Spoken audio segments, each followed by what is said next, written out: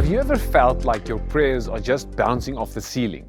You've done exactly what the Bible says. You've stopped striving, you've stopped fighting, you've brought your request to God, but the heavens still feel like brass, and you are met with silence.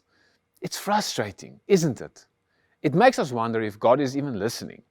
But James offers a tough yet incredibly freeing truth about why our prayers sometimes go unanswered.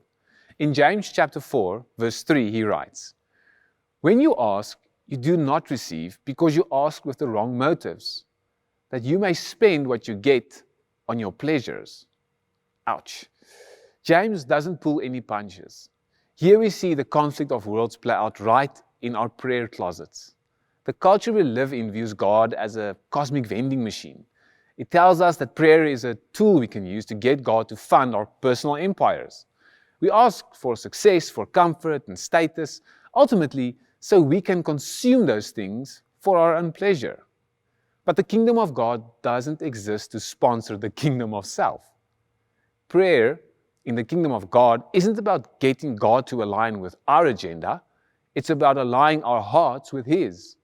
When we ask the wrong motives, when our secret goal is to look good or feel superior or just to avoid hard work of spiritual growth, God loves us too much to give us what we want. He won't hand us the resources of heaven just so we can build a temporary earthly kingdom. He wants us to desire what He desires. When our motives shift from God make me comfortable to God make me look more like Jesus, we will be shocked by how quickly heaven responds. Our action step for today is a motive check.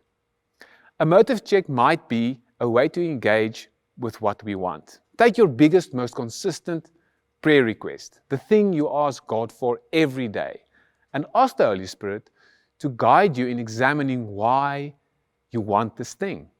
Write down the honest reason you want it. If the motive is rooted in self-promotion or mere comfort, rewrite the prayer to align with God's kingdom, asking Him to be glorified in the outcome, whatever it may be.